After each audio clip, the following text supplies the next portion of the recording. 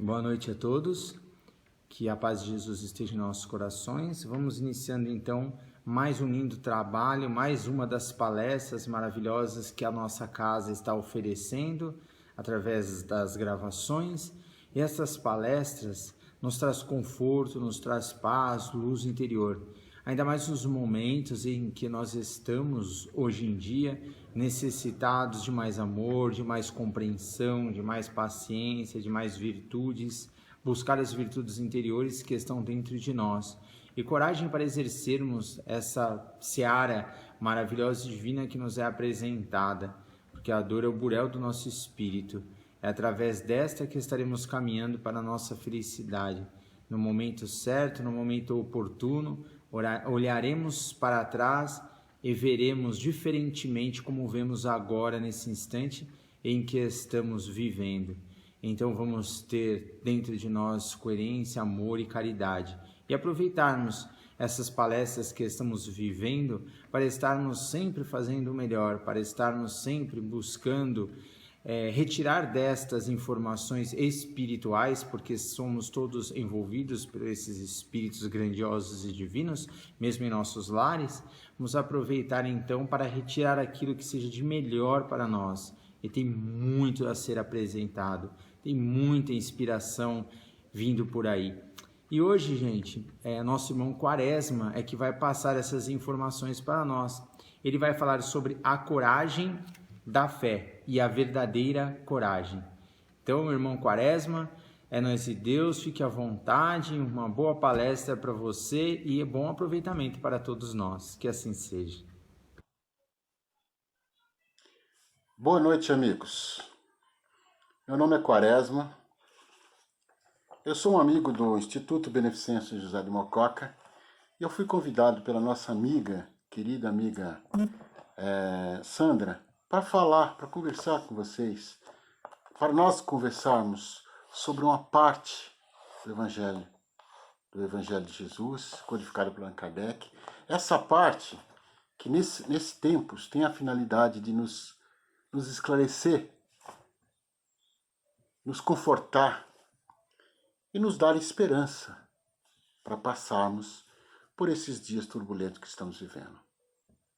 Sabendo que por Deus nada é por acaso, por Deus nada é para a destruição, nada é para o sofrimento. Tudo é para o aprendizado, tudo é para a evolução, tudo é para a felicidade, para o bem-estar, para a evolução. Que evolução? Evolução espiritual, a evolução dos sentimentos, a evolução do íntimo. Não é a evolução da matéria. A matéria transcende a matéria evolui pelas leis da matéria. O espírito evolui pelas leis do espírito, as leis imutáveis do espírito.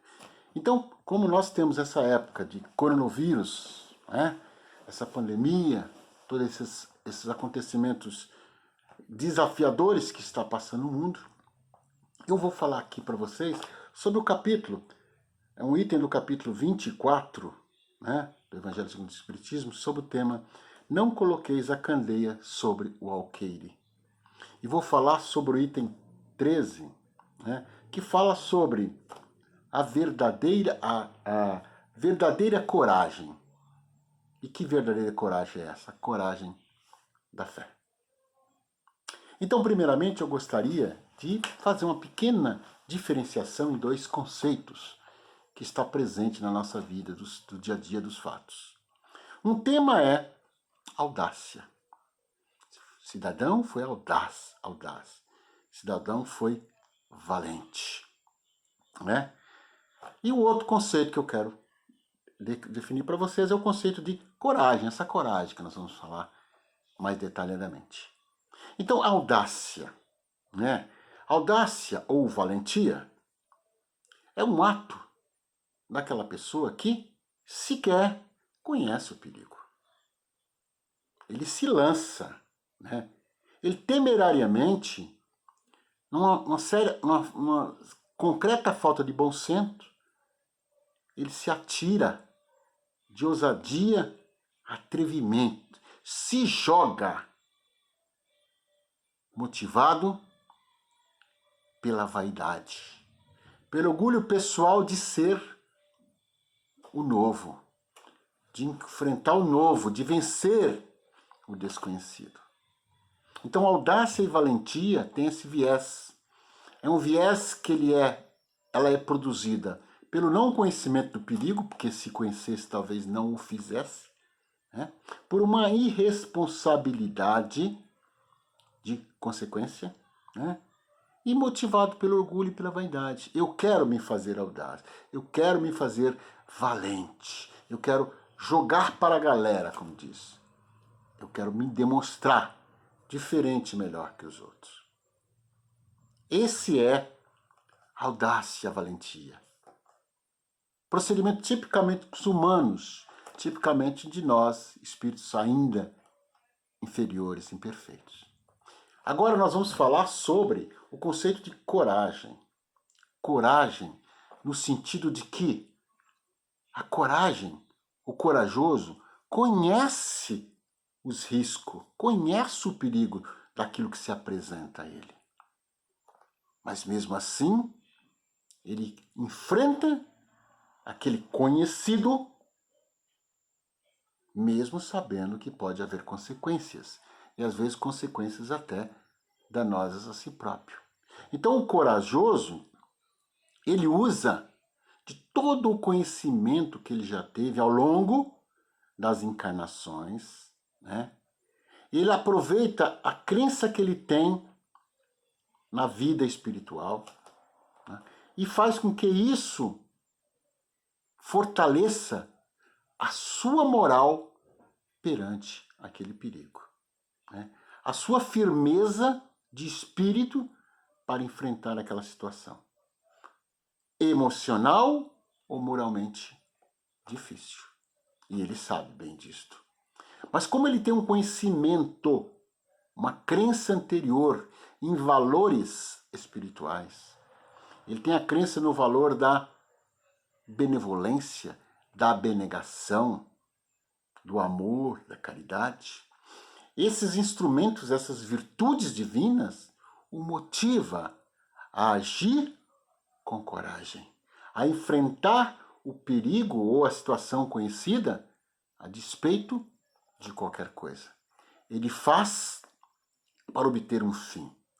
E o fim que ele almeja é o bem-estar, é o bem de alguém, é o bem numa determinada circunstância, é a positividade de uma situação.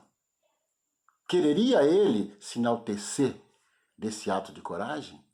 Em geral, não. O corajoso moral, o corajoso espiritual, digamos assim, a ele se basta ter feito, ter realizado, ter ajudado. Não cabe, não busca ele um reconhecimento exterior do porquê que ele fez. E nem sequer intimamente ele vai ficar se envaidecendo, dizendo eu consegui fazer aquilo. Porque ele não está vinculado àquelas outras características do ousado e do valente, que é orgulho, vaidade, necessidade de propaganda, né?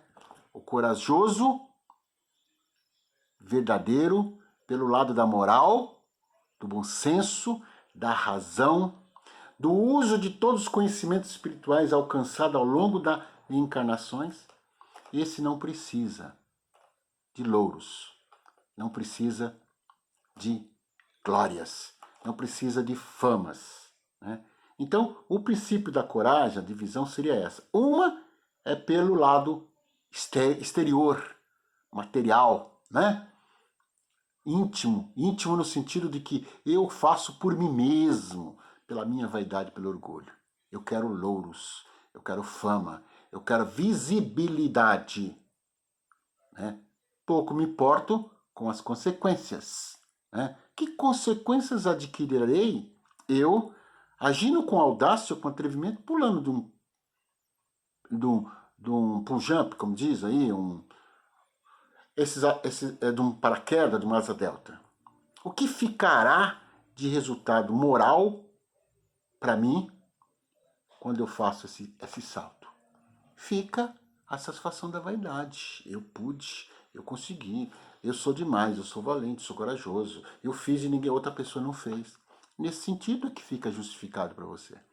Agora, quando você faz um ato de coragem, né, voltada para o bem, com senso, com razão, com responsabilidade, com intuição para o bem, com motivação para o bem, motivação para um resultado bom, você não precisa de glórias. E você faz isso para obter o bem. Então é nesse sentido que a gente fala sobre a coragem. Mas, especificamente nesse item, que é o capítulo 14, que é o item que fala sobre a coragem da fé, nesse capítulo é falado aqui, resumidamente. Essa mensagem fala o seguinte: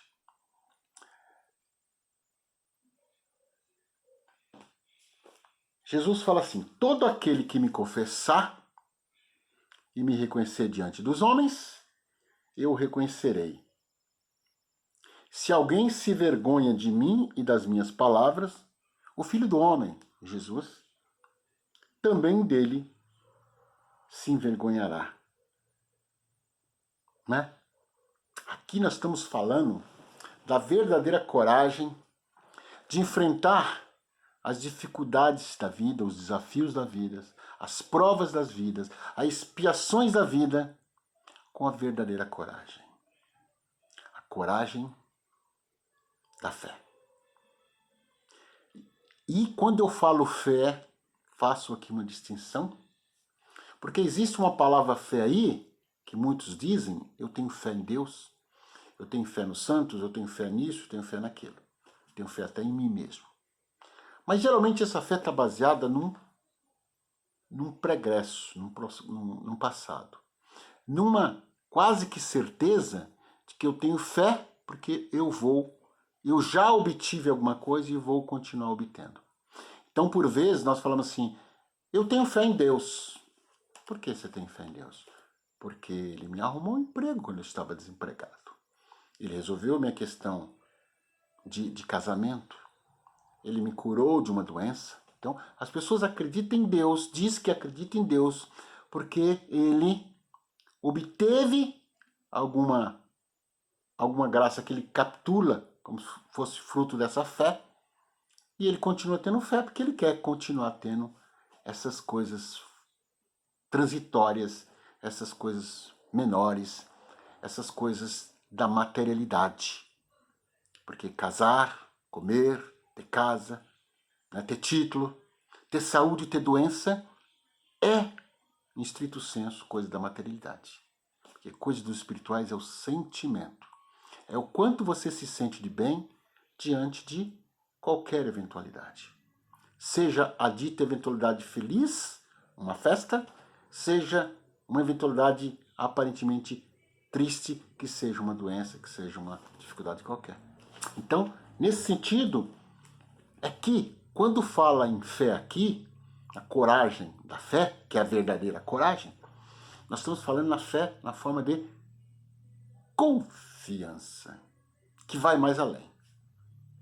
Então nós não vemos Deus, nós não definimos Deus, nós nem sequer podemos antever que vai acontecer algo em função daquele meu ato de crer em Deus, de acreditar em Deus.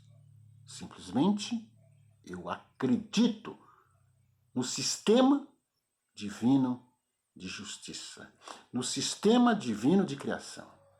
Deus criou o universo com todos os seus componentes. Deus criou suas leis que regem todo esse universo, todos os planetas, todos os seres criados, inclusive nós, inclusive nosso planeta. E se eu acredito na justiça, na amplitude, no amor, na absolutidade das leis divinas, eu cumpro, eu testemunho, eu não me envergonho de seguir, de capitalizar minha vida pelos ensinamentos de Jesus, pela prática trazida por Jesus, que nada mais é do que a expressão das leis divinas. Então a verdadeira coragem que nós falamos é a coragem da fé. É você acreditar piamente na existência da vida espiritual. Ou seja, você dizer-se que esse corpo material, ele é transitório, ele é temporário. Que esse corpo material não é eu, é apenas a minha vestimenta.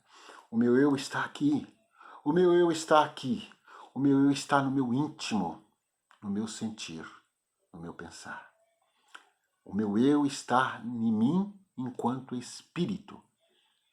E quando você tem essa noção, os perigos que se aproximam da carne não tem um condão de te aterrorizar, nem de trazer desesperança e revoltas. Porque você entende que se esse corpo perecer, se essa matéria sofrer, necessariamente não quer dizer que o espírito, que eu espiritual, que eu verdadeiro, íntimo, precisa sofrer. Então, nesse sentido, é que a coragem da fé fala que nós devemos ter a coragem de enfrentar a nossa dificuldade usando para isso a nossa confiança, a nossa crença no sistema divino de criação e justiça. É quando se acredita, se confia que esse Deus, apesar de não conhecermos em definição, sequer podemos defini-lo, nós acreditamos na sua absoluta, no seu absoluto poder, na sua absoluta perfeição. E se eu acredito nesse Deus absolutamente forte, poderoso, bom e justo, eu não posso entender contrário das suas leis, contrário das suas criações.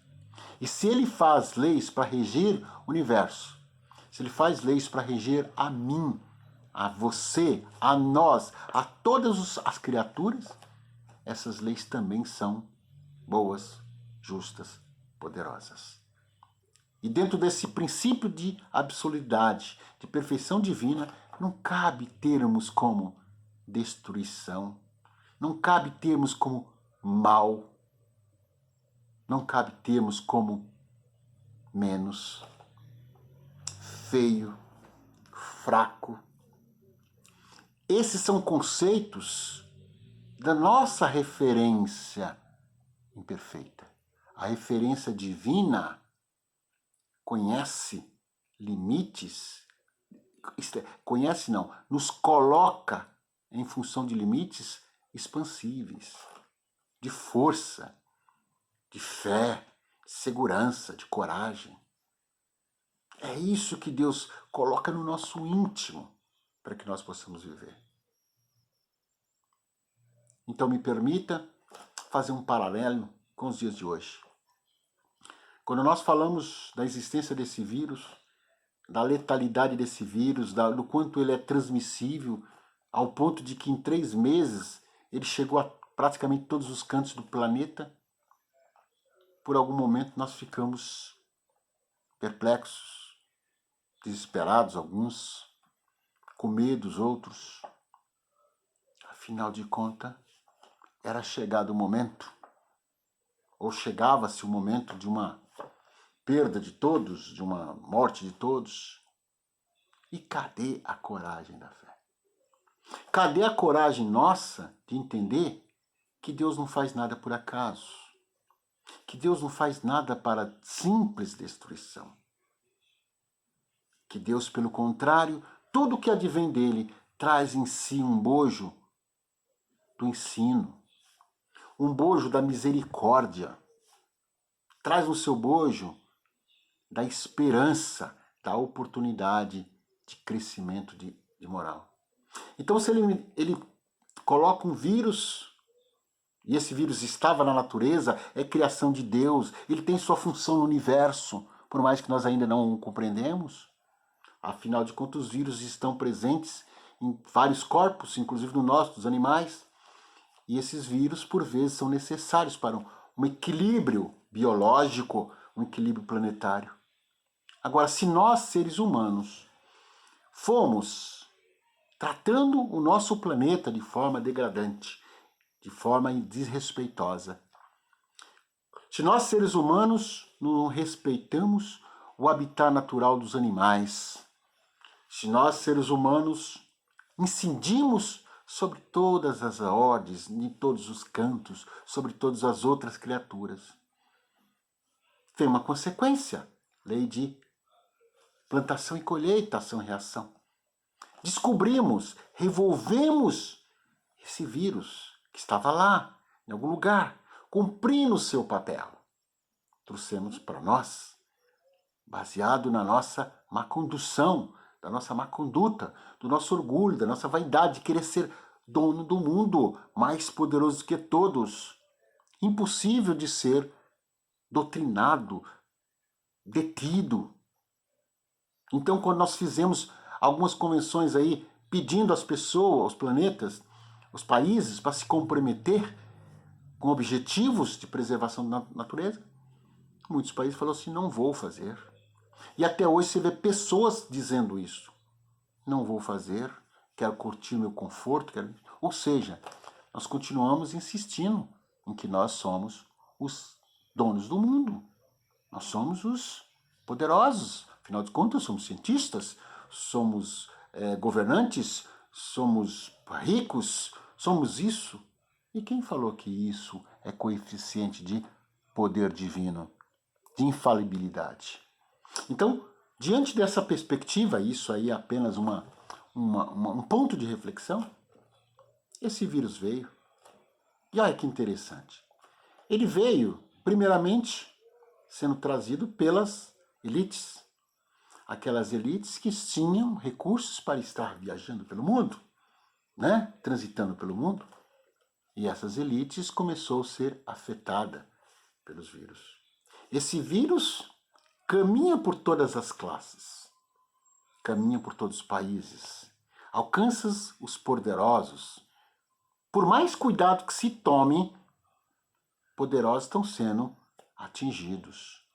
Haja vista aí o primeiro-ministro da Inglaterra, né, cantores, pessoas ricas.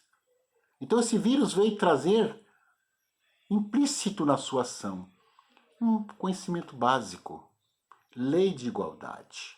Somos todos iguais. Poderoso absoluto é Deus. Nós somos feitos à sua imagem e semelhança. Podemos fazer, como diz Jesus, tudo que Jesus fazia e mais, ou seja, podemos fazer muita coisa. Mas tudo se for dentro de um objetivo de coragem. Da coragem moral, responsável, voltada para os princípios das virtudes. E aí, os poderosos do mundo estão aí, sacrificando suas ditas economias, suas ditas riquezas, para combater um vírus, um ser microscópio. Deus trouxe esse vírus para destruir o planeta Terra? Ele vai destruir o planeta Terra? Não, meus amigos. Tranquilidade. O ser humano é filho de Deus. Deus deu a nós a inteligência para criar. O ser humano vai criar medicamentos, vai criar vacinas, vai se sair dessa situação. Não vai demorar muito.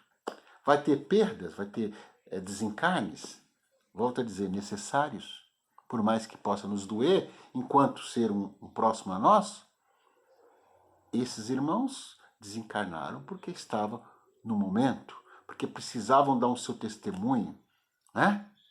Precisavam fazer parte dessa grande lição que a humanidade precisava tomar, receber. Estávamos afoitos, estávamos vivendo para o fora, estava vivendo para o excesso, para o ter.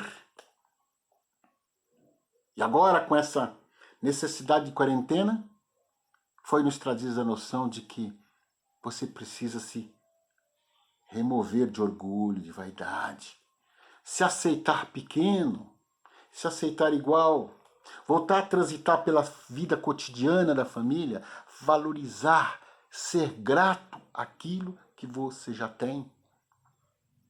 Buscar a felicidade, buscar a alegria nas pequenas coisas, nas pequenas convivências. A convivência com os seus pré-determinados, porque a família é uma predeterminação de crescimento, de evolução. E o que nós estávamos fazendo ultimamente? Estávamos se separando da família. Se, afinal de contas, o outro era melhor, o outro era mais alegre, o outro era mais interessante. Família, familiares, pai, mãe, irmãos, para quê? Não, eu vou seguir o exterior, eu vou para o exterior, eu vou viajar, eu vou para as festas, eu vou buscar a felicidade fora de mim, fora do meu universo. E aí vem esse vírus e diz para nós, mais uma vez, como em todas as palestras que a gente está sempre falando, a felicidade é uma coisa íntima, a alegria é uma coisa íntima. É como você se relaciona com as coisas. Ah, Quaresma. Então, nesse universo dessa pandemia, existem pessoas alegres? Existem pessoas felizes? Por que não? Será que muitos desses irmãos que foram colocados nessas quarentenas não estão experimentando o sentir-se alegre e feliz com os familiares? Com as coisas que os familiares fazem, com as conversas, com as pequenas realizações coletivas, o fazer um prato, lavar uma louça, o conversar, o se abraçar, o se tocar, né, na medida do possível, já que não pode muito, né? Ou seja, é o lavar um quintal, é o consertar um determinado móvel, é fazer uma manutenção na casa, é lembrar de fatos para discutir com a família. Será que essas coisas pequenas que estavam jogadas no monturo, nos baús das famílias, no baú da existência das pessoas, agora revolvidas por esse acontecimento, fez-nos perceber que a felicidade, a alegria está aqui, do nosso lado material, através da nossa família, através das coisas que já foi dado a nós conquistar, seja materiais, seja imateriais, e principalmente que a felicidade está dentro de nós, de como nós vamos reagir a isto. Então não tema, meus irmãos. Não se coloque, não se deixe o pensamento de destruição tomar a vocês.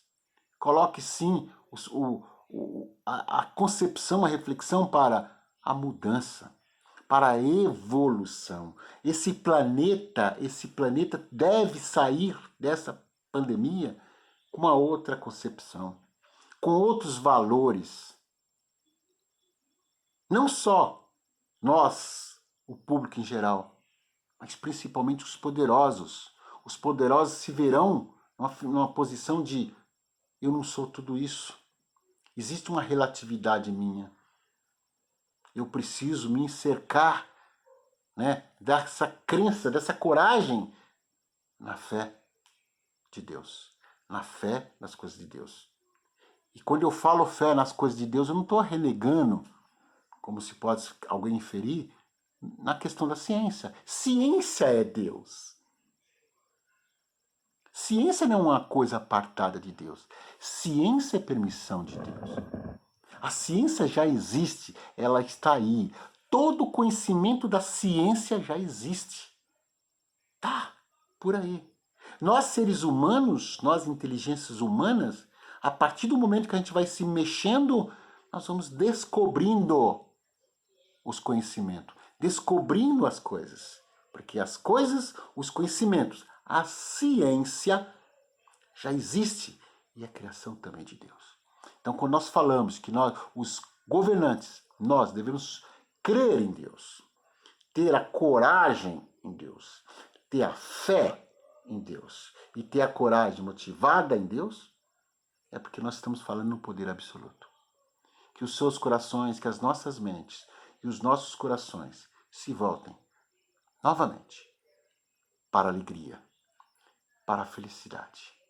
Alegria e felicidade dentro de nós, que nós vamos cultivar, extrair de todas as circunstâncias da vida. Prestemos atenção em tudo que nos transita ao longo do dia, ao longo da vida. E busque em todas as situações o lado bom, o lado alegre, o lado feliz. E assim, sua mente não terá espaço para outras relações diferentes. Que nós possamos aproveitar essa época de afastamento para estudarmos, refletirmos. Vamos voltar às leituras da doutrina de Kardec, da codificação de Kardec. Vamos voltar às reflexões para trazer essa doutrina para a nossa vida cotidiana, inclusive para agora. Volte a buscar as explicações para tudo isso que está acontecendo. Vá nos livros dos Espíritos, leia as questões e você vai ver que está tudo lá, tudo explicado. Se não entender um valor qualquer, vá no Evangelho e verá falar sobre justiça, sobre amor, sobre caridade, sobre misericórdia, sobre perdão.